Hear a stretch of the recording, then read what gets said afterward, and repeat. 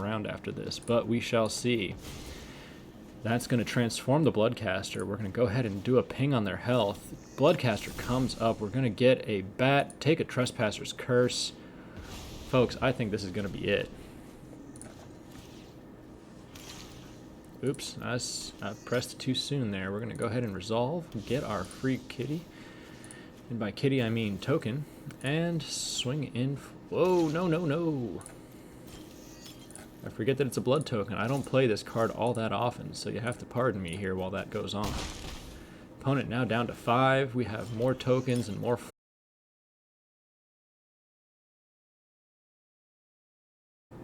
Hello and welcome to the Florida Men Gaming. My name is Furion and today we will be playing Magic the Gathering Arena.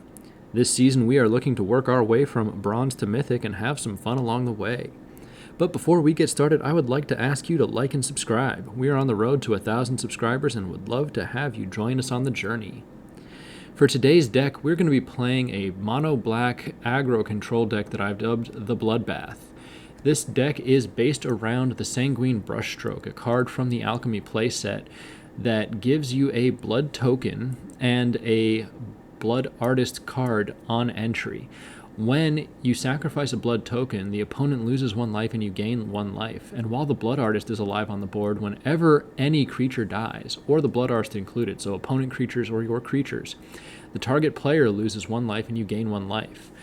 So we've elected to utilize this card in tandem with a series of blood generators and blood sacrificers. First of the major blood generators that we're going to be utilizing is the Ceremonial Knife. It is a 1 mana equipment artifact that whenever you attach it to a creature, it gives that creature +1/+0 and has, whenever this creature deals combat damage, create a blood token. That will pump the blood to a point of ridiculousness. It is a fantastic card for what we're trying to accomplish. It will be partnered with the Voldaren Bloodcaster. What's nice about this card is whenever a creature that you control dies, a blood token is generated. When it has 5 blood tokens on the board, it can be transformed into the Bloodbat Summoner. The Bloodbat Summoner, at the beginning of combat on each turn, can take any blood tokens you have available and turn them into a 2/2 hasted flying black bat creature. So this gives us a great chump block strategy against potential control decks, and by control I mean of course Orzhov Clerics, because that's not control, that is life gain aggro. Additional cards that we'll be utilizing to trigger into sacrifice to trigger the Brushstroke are the Restless Bloodseeker, who at the beginning of your end step, if you gained life this turn, create a blood token. You can sacrifice 2 blood tokens to transform the Bloodseeker. This card becomes a self-fulfilling prophecy, as when you sacrifice the 2 blood tokens to trigger the Brushstroke, it ends up generating you life. That life then generates more blood tokens. Other cards that we'll be utilizing to help the Bloodseeker just become a blood engine will be Valentin, the Dean of the Vein. This is a 1 mana for a 1/1 menace and lifelink creature that if a non-token creature an opponent controls would die, exile it instead. When you do, you may pay 2. If you do, create a 1/1 black and green pest creature token. When this creature dies, you gain 1 life. Now, the main reason for this is we want to sneak around early opponent blocking and start generating blood tokens very quickly. Also, we want to be able to, if we have opponent threats like Cursebound Witches or the ghoul from the D&D set whose name I'm completely spacing on at the moment, we want to be able to put them into the exile zone and not allow them to maximize what they're on the board for. Other lifelinking cards that we'll be utilizing to help us generate tokens from the Bloodseeker include the Nullpriest of Oblivion, another menace and lifelink creature. Once again, this card is extremely effective for us because it also has the ability, if we kick it, so for 4 and 2 black, it can enter the battlefield and bring something out of the graveyard with it. The third creature that's designed to help us generate with the Bloodseeker is the Ghastly Gloomhunter. This form of evasion is flying. It also has lifelink and can be kicked for a total of 6 mana to give it an additional 2 +1/+1 counters on it. So depending on where we are in the game state when the Gloomhunter hits our hand will dictate whether or not it makes sense to play it out. We have 4 Cursebound Witches just to give us some variety and keep the opponent guessing. It does work almost like a death touch because the spellbook for this is so deep and so aggressive at some times that opponents hesitate to attack into one. So having it on the board is a nice disincentive for the opponent. All of this is also designed to be paired with the Bloodcrazed Socialite, which we are running 3 of. This is a menace where when Bloodcrazed Socialite enters the battlefield, you create 1 blood token. Whenever Bloodcrazed Socialite attacks, you may sacrifice a blood token, and if you do, it gets +2/+2 until the end of turn. So the whole goal here is not just to be burning through mana in order to sacrifice our blood tokens, but to just have blood token sacrificial engines already on the board to trigger the brushstrokes. You get 1 down, it's great. You get multiple down, it becomes terrifying. We do have some removal in deck as well. 3 copies of Eaten Alive that really pair well with the Cursebound Witch, allowing us to sacrifice it, get into its spell book, and remove a big threat from the board, whether that be an annoying planeswalker or a dragon of some kind. 2 copies of Power Word Kill and 2 copies of Poison the Cup. I know that the more popular meta removal currently is Infernal Grasp, and while I like it for its effectiveness and its ability to target pretty much anything, the one thing I don't like is the health reduction, and if we're having a hard time to the point where we're really leaning heavy on removal to stabilize and get ourselves back into a position to put ourselves in a good spot to win, it does suck having to take that damage each time. So I'm trying to work around it, and the reason I went 2 and 2 is because we do face a lot of angels and a lot of dragon decks, so the Poison the Cup is there to kind of fill in that gap. Overall, 5 total removal. For the land base, we're running 2 Hive of the Eye Tyrants, 4 Faceless Haven, and 18 Snow-Covered Swamps. And that's kind of where this deck is standing right now. It is a interesting deck. We'll take a quick look at the breakdown here. 22 creatures, 4 instants, 3 sorceries, 3 artifacts, and 4 enchantments, 24 total land, average mana cost 2.0, so very low to the ground on mana cost. So, with that, we'll see how it performs, and hopefully we have some luck here. Alright, we have an opponent. We have made an adjustment to the deck, as this deck is just not performing where we want it to at the moment. We have elected to add some more 1-drops, and for our opening hand, we see none of them. So far that election is looking to really be paying off, and if you hear the sarcasm dripping from my voice, that's because it is. We're going to go ahead and lead, though, with the Ceremonial Knife. This could still be a very intriguing playline for us, as we really would like to get this Voldaren Bloodcaster up and moving. With that, let's go ahead and play it out. See if we can go over the top and draw out any removal they might have. Next turn, we'll be able to play down both the Valentin and the Knife onto the Bloodcaster and really start giving us a high advantage here when it comes to what's available. Goal is going to be to let that Choplin of the Alms come through, as we don't have any desire to give them a flying first strike. Pyre of Heroes coming down. This could be a Cleric Sacrifice deck, and that Sanguine Brushstroke sure is pretty in this situation. We're going to go ahead and equip, drop the Valentin, and swing in for 3. If you want to play a racing game, we will win. At least so far.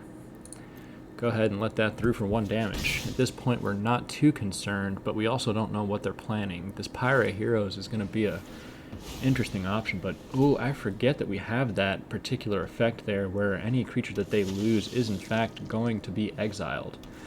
So that is a huge deal for us right now. We're going to go ahead and Sanguine Brushstroke, giving us another blood token on the board along with the Blood Artist, and attack in for 4. A little bit of life gain and a big hit to their health pool. Knowing that they're playing clerics, we want to do everything we can to keep that health as low as possible, as they're going to just ramp out of control with the life gain if we're not careful. That Eaten Alive is going to be very useful in a turn. Might just even use the Poison the Cup straight up to take away that Clerical Lifespawn before it spirals out of control.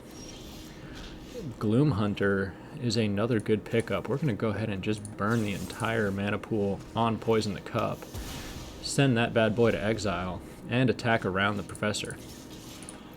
If you want to race, right now we have a decided advantage, and with 3 mana available and cards worth dumping, this Sanguine Brushstroke can really start giving us some crazy value here. And again, beneficial to be exiling everything that they put down. Let's see where they exile. Oh, they don't like the Valentin, but we are 1 turn away from turning this Bloodcaster into a very scary lady. Cursebound Witch That is beautiful. We're going to go ahead and Eaten Alive. I don't think the opponent's going to want to stick around after this, but we shall see. That's going to transform the Bloodcaster. We're going to go ahead and do a ping on their health. Bloodcaster comes up. We're going to get a bat, take a Trespasser's Curse. Folks, I think this is going to be it. Oops, I pressed it too soon there. We're going to go ahead and resolve, get our free kitty. And by kitty, I mean token. And swing in. Whoa, no, no, no.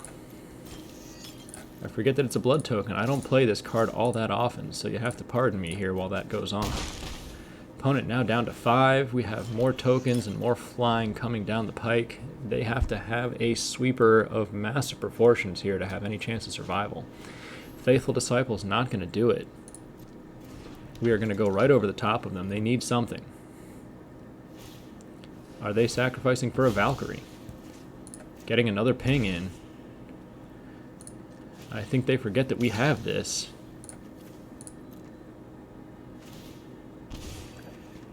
The opponent is now in range of death just by blood tokens alone and the mana that we've had available this whole time. So unless they draw something that gives them an immediate life gain effect, this game is over. What do they pull from their deck? Faithful Disciple has been sacrificed. They're trying to climb that ladder.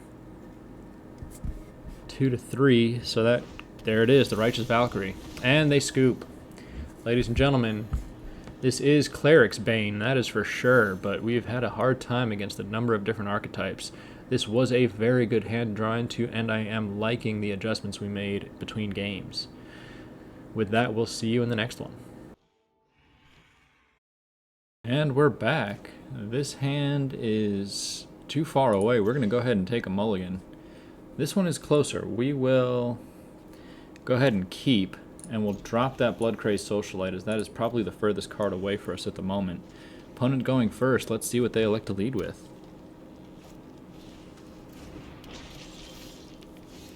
Drew another land. Looks like we are playing some kind of Golgari brew. Could be a sacrificial deck based on health. Oh, looking for land. Interesting. Opponent leading with the Shambling Ghast. This matchup will most likely be more favorable to that power word kill that we have. We're going to go ahead and play down the Restless Bloodseeker, put it out of range of that Shambling Ghast's attack. And at this point, the Voldaren Bloodcaster may not make sense to cast until turn 4, potentially, after we've killed that Shambling Ghast. Infernal Grasp, opponent electing to sacrifice some health. The Bloodcaster will be too tantalizing a target, given the delicate nature of its health, so we're going to go ahead and kill that Ghast now. We're also flooding out pretty direly here, hoping that we can draw something other than land really anytime soon. Oh, and a Skeletal Swarming. That is a terrifying sight, but there's a possibility we could get lucky here. We will just have to see. It's not a race we're going to win, and if they have any kind of removal, this is probably over. Gonna go ahead and let that swing through for 1. Sorin the Mirthless. Yikes. Ladies and gentlemen, this is not a game I think we can win. And it is a jank deck on their part. We didn't get necessarily beat by their deck. We got beat by the Flood. Really insidious villain, if anyone remembers from the Halo universe. It smothers you and wraps you up in all of its nastiness, and there's just not a lot you can do to come back from it. So with that, we're going to go ahead and kill one of these skeletons. At least give us another turn to reset the board here.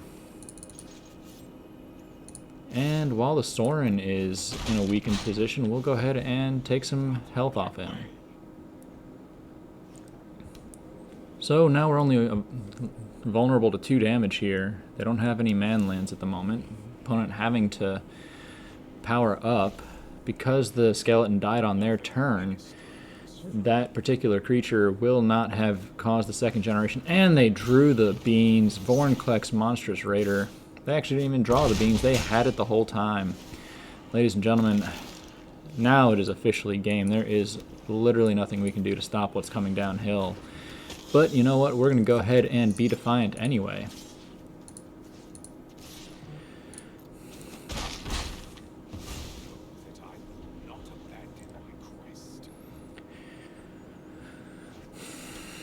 Let's see if they drew another Vorinclex just to be exciting. Nope, another Shambling Ghast. That makes a lot of sense.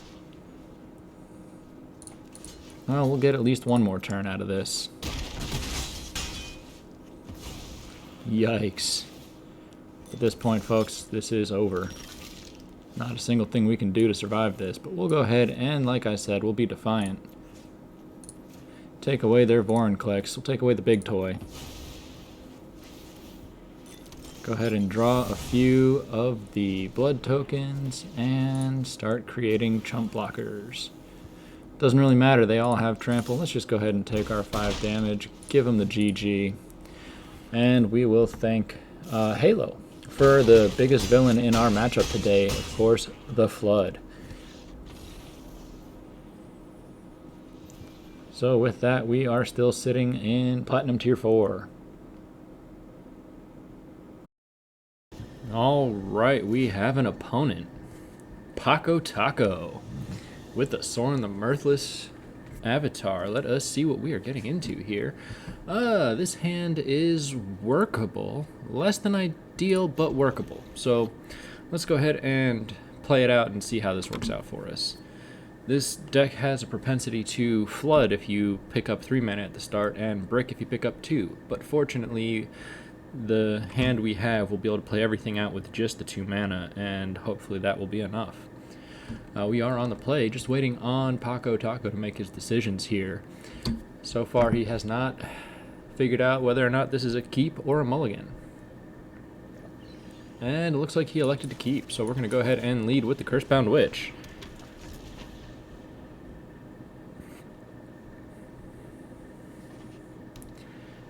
Their follow-up is a Plains and a Lunarch Veteran.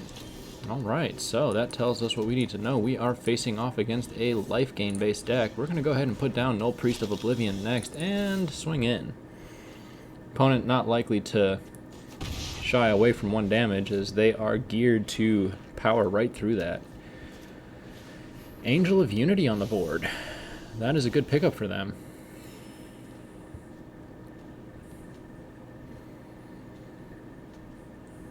And so far, all we are seeing is mono white. Let's see if they try and attack in with that Lunarch.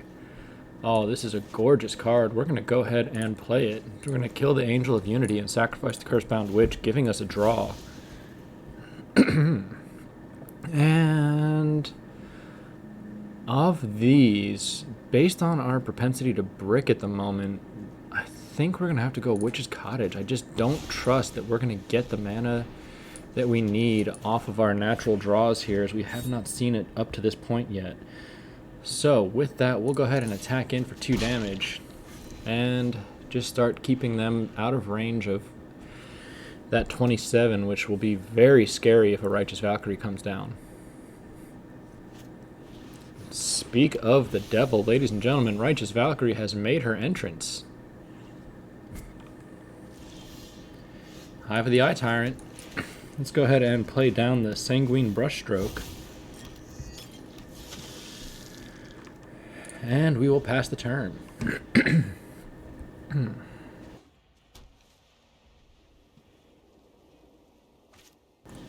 Sigarda's Splendor. I would assume they would attack him, but they also may be just holding back to keep the Nullpriest at bay, which it appears to be the case. With that, we are going to go ahead and Vampire's Kiss, equip the Ceremonial Knife, and drop the next Ceremonial Knife down to the board. That will set us up to go to a 4 damage Nullpriest and really make them decide if it's worth it to put the Righteous Valkyrie in front of it. There comes a Traveling Minister. That is a good pickup for them. That's going to put them up to 21 health.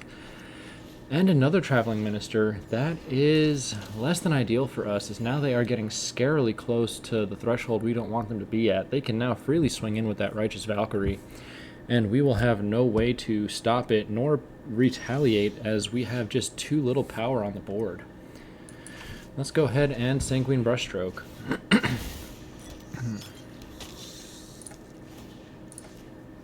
And we will attack that other Ceremonial Knife. By attack, I mean attach, because, you know, English is a thing. Let's see what they elect to do here. This next turn will be scary. I'm assuming there's another Righteous Valkyrie in hand, but we won't know. They always have two. It always seems to be the case when I play against them. Interesting. They are tapping down, trying to gain the health that they can gain. Oh, that is good for us. Let's go ahead and start pinging them. This double Sanguine Brushstroke is a killer. Oh, power word kill. Let's go ahead and take that threat off the board.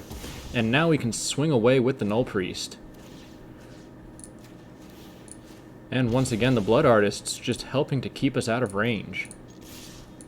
And I have made this mistake in a previous game, attacking in with the Blood Priests, or the Blood Artists, and really losing out there. 2 more blood tokens on the board. Once we get a blood token sacrifice engine up, we are going to be in a scary good position. It's just a matter of surviving through the next series of turns here. There's a Luminous Phantom. Thankfully, we have enough blood tokens to really start making an issue of it. It seems that they don't have anything in hand. Let's see if they elect to swing through with that Righteous Valkyrie. That will be the deciding factor here. They don't. It's a pity to get rid of another Vampire's Kiss. This is a really fun and useful card for generating blood tokens, but we kind of have different priorities here at the moment. That Cursebound Witch is enticing. We're going to go ahead and hold on to it for a moment. We'll attack in with the Nullpriest and see if they elect to block. This would be a very interesting choice on their part to do so, because we will take that Valkyrie away from them. Alright. There it is. I don't know that they have anything that can pump. Valkyrie down. That is a major blow to their efforts here. And once again, Blood Artist just pumping away.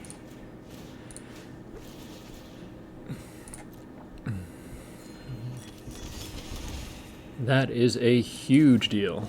Cursebound Witch coming down, and we're going to go ahead and attach one of the Ceremonial Knives to it.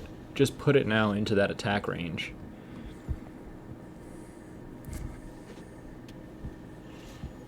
The interesting thing will be this next turn here. Inquisitor Captain coming down. What do they pick up?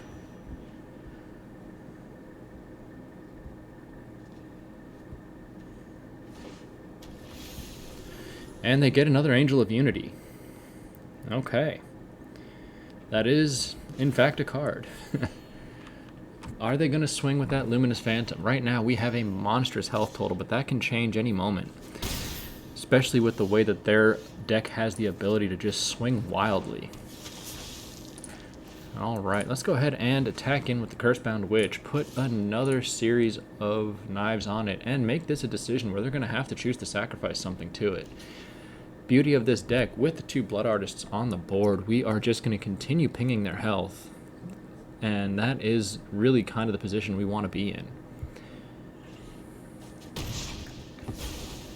Alright, go ahead and do 4 damage here. One major gripe I do have about this particular card set is I do wish that the Blood Artists auto-targeted. That is the only major gripe I have at this moment.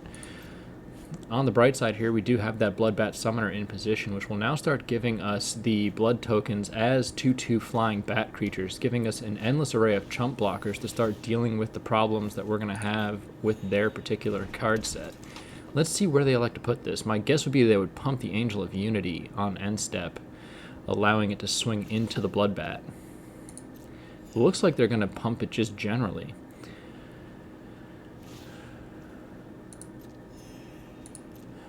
At this point, I think I'm just going to let it through. Less than ideal, as it allows them to start gaining that health back, but as I start building up the Bloodbats, we're going to start going in a good direction here.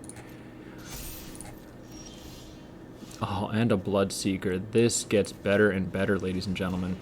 So this will allow us to now do a double sacrifice, taking an additional 4 damage off them, pumping up the Restless Bloodseeker, and we're going to go ahead and hold. We will turn one of these into a bat creature,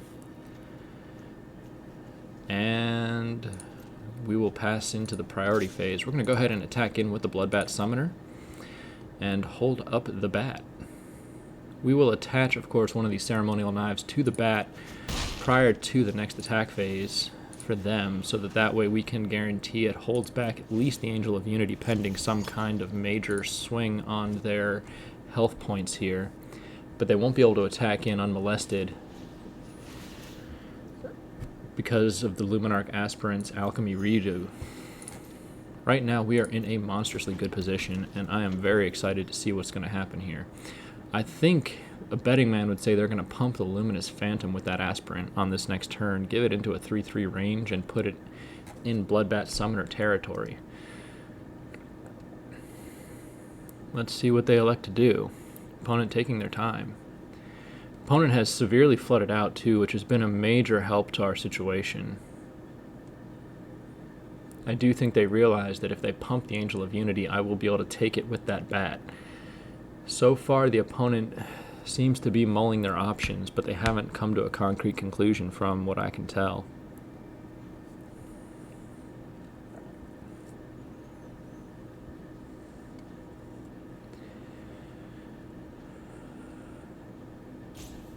They've broken out the rope. I don't know if this is a disconnect or if it's just them really trying to weigh out what the best approach is. We are in a highly advantageous position given the cards we have on hand. We have at least 7 potential chump blockers in the air with the remaining blood tokens that we have and a live Bloodbat Summoner. The Bloodbat that's already there, as we've stated before, is a great neutralizer for that Angel of Unity. So the Luminarch Aspirant's going to have to pump that Angel on this turn if they want any chance of keeping it alive. The Traveling Ministers, I don't remember if they can activate on the opponent's turn, so I don't know if they'll be able to actually tap down and pump the Angel on my turn. That will be a big question to be answered on this coming phase here. So far, though, we've gone through at least one timeout. Looks like the second one's about to go. Let's see if they find a play line or if this is just a salty rope that leads to their departure. This deck is infuriating. I can attest to the fact that it is a hard one to combat, and again, a deck like a mono-white life gain setup, while normally dominant, has a very hard time against an opponent that keeps it in check, and I only know that from playing against mono-black life control myself. Very, very scary to play against, and right now with that 44 health, we are, without them having the big hitters, in a very advantageous position. Also with the man lands, the Eye of the Eye Tyrant, the Faceless Haven sitting on deck there, we have plenty of additional options to swing in for damage and distraction. They have a lot of cards on board as well. Let's see, 40 cards remaining in hand. They have 2 in the graveyard for creatures. So their Inquisitor Captains, while still potentially viable, may not be far off from not having the ability to pull. And they scoop. Ladies and gentlemen, we will take it. That is a win, and we are happy to continue on through Platinum. All right, we have an opponent.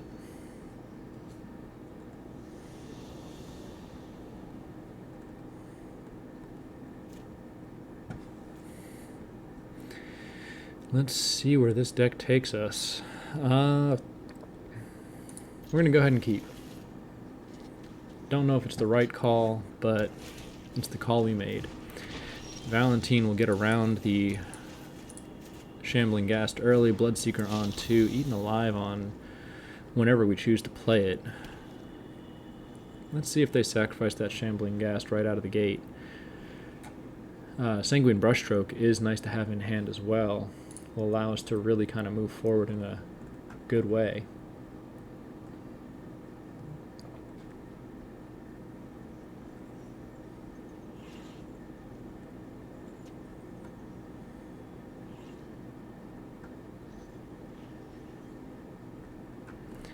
Opponent electing to do nothing.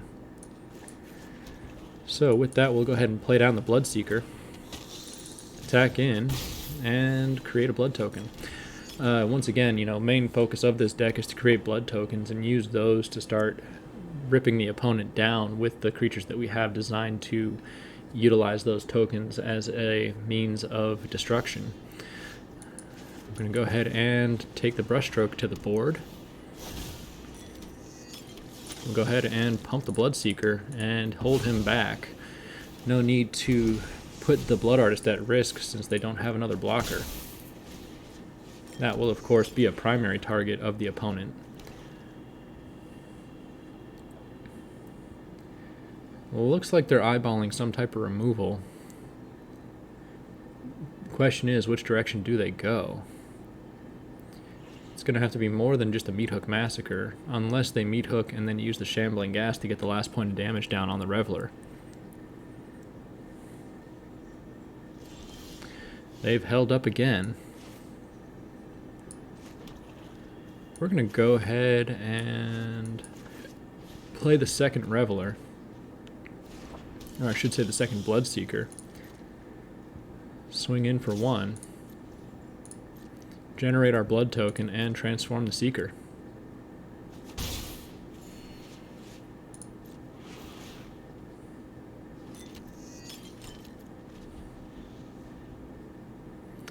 And I don't know why I didn't think of this sooner. The Valentin is going to keep their Shambling Gas from triggering. I'm not going to say I'm a moron, folks, but at times I'm a moron.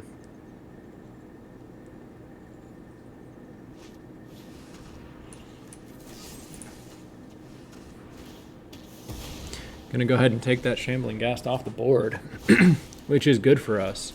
Now there is nothing in the way. Bloodseeker coming down. Other Bloodseeker pumping up.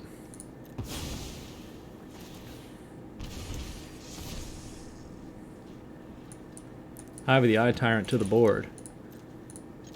I'm going to go ahead and keep the Blood Artist from being tapped down. 6 damage coming to face. Now the opponent is in a good position to be able to sweep the board. 4 blood tokens though, that is a big deal. This could be the break we're looking for. Let's see what the opponent elects to do here. There's blood on the snow. We're going to go ahead and start dumping some of this stuff out of our hand. See if we can't find a good reset card for when we come back around. It is not going to be the snow-covered swamp. And they don't have a creature to call back. That is ideal for us. Cursebound Witch is the perfect card. Oh, this game is done. The Blood Artist is going to put us across the finish line, and all we have to do is sacrifice 1 blood token to get there. Ladies and gentlemen, Sanguine Brushstroke and the Bloodseekers for the win. This is the ideal play line, but it is hard to find it, as we have a propensity for flooding out, for hitting everything but. I think the final iteration of this deck is going to have to be pulling out some of the lands, as we have just found plenty of land to do what we're trying to do, with our biggest card being 4 and a lot of 1s and 2s. It doesn't make sense to be running 24 at this point, and that has really bit us in the butt. With that, I think we're in a good position to give ourselves a nice reset and get this deck to the point where it needs to be more competitive. So we shall see. But with that, we will see you in the post-game wrap. Alright, and we're back with the post-game wrap. So this deck was, let's just say, interesting, to say the least. Was a fun deck to play at times, but was also very easy to run into difficulty. We really struggled with mana issues, a lot of times having to do with too much. I made the joke in a couple videos that I'm not even sure if we kept, because we just had a slew of losses that, again, to keep the video at least entertaining for you guys, we elected to dump. But our biggest enemy in a lot of cases here was actually an enemy I didn't realize Magic the Gathering had license to. That would be the Flood from Halo. We just flooded out on so many occasions, watching the opponent do whatever they wanted, that it became rather irritating. Let's take a look at the stats for this deck, brought to you by untapped.gg. So right now, let's bring that back down. We have 3 versions of the deck that we kind of tuned and tweaked as we went. The version that you saw in the intro was the 3rd version. which essentially added Valentin, took away Vampire's Kiss, which we were initially using as a stabilizer and a blood generation engine to really support the Voldaren Bloodcaster. This version of the deck went 2-1. The overall archetype that we were trying to work from went 4 and 7. The version 2 went 1 and 3. At that point, we had been running some Ecstatic Awakeners to act as a sacrificial engine for the Cursebound Witch and give us a big body at turn 3. Really didn't end up utilizing it to maximum effectiveness. And we also had 3 Nighthawk Scavengers trying to really dissuade the opponent from attacking in because of the Death Touch. Really didn't help us out much. That's when we worked in the Gloomhunters and the Nullpriest of Oblivions. And version 1 doesn't even really tell us... Oh, that's what it was. That was the Ecstatic Awakeners and Scavengers, which brought in the Gloomhunter and the Nullpriests. Then we dumped the Vampire's Kisses. So version 2 went 1 and 3. Version 1 went 1 and 3. I think with this deck, in order to get it right, at least for the next time I try and run it, we're going to have to just eliminate lands. At this point, I would probably dump some of my Faceless Havens. There's plenty of times where I ended up with 2 Faceless Havens and 1 Swamp in my opener, and that's just an unplayable hand. So dumping 2 lands, maybe even 3, and then maybe pumping out another Bloodcaster, maybe another Nullpriest, or alternating some of the removal spells into something a little more useful. I know in the intro I said I'm not a huge fan of Infernal Grasp, but unfortunately that just may be the answer. So this deck is fun to play. It is the bane of Clerics decks. I had a very successful run against Orzhov and Mono White Clerics. We'll go ahead and pull this back up real quick. Mono White, one Clerics deck we faced went 1-0, 100%, and it wasn't even close. We were just running the board. We had multiple brushstrokes down. We had total control of their life total and a number of intimidating threats that they really couldn't stand in front of. Orzhov, we went 2-1, and one of them wasn't really even a Clerics deck, if I remember correctly. Let's see if we can get the play history here. It was this deck. Let me see if I can see what they had played, because I don't think it was a full Cleric archetype. It was, yeah, it was interesting cards, not something I'd seen before. It was playing around Lisa, the Forgotten Angel, and the Veteran Ghoul Caller, utilizing the effect of them exiting the graveyard upon death to generate multiple cards. And it was a very interesting archetype. Something I hadn't seen before, more along the lines of aggro, but not in the Cleric archetype. So that one did trounce us. Outside of that, we lost to a Boros Dragons deck. We lost to Dimir Control. Mono Green just ran us right over as we flooded out in front of them. So again, this deck has lots of problems, but I think with some mana tweaks, a couple of creature tweaks, and maybe fine-tuning the removal spells, this deck would be right where we need it. That's kind of where we stand. Meathook Massacre, in one of my earliest iterations that I play tested in the play queue, I had it, kept drawing into it, and then ended up dumping it as we got blood tokens. It's a great pairing, maybe just to get on the board, not necessarily to cast for the sweep. At least that's my opinion on it for this particular deck and what it's trying to accomplish. Definitely worth giving a shot. Again, my recommendation, if you want to try and play it, I'll make a final tweak that I think would be the most playable and post that in the description below, just so that you have something to try. But it is a fun time. Ended up not losing any ground in Platinum, which is great. Didn't really gain any ground either. 3 and 7, we ended up just, I think, 1 tick above the fall line. So, you know, we'll see what happens. But with that, I appreciate you guys coming and hanging out. This is Furion from the Florida Men Gaming, signing off.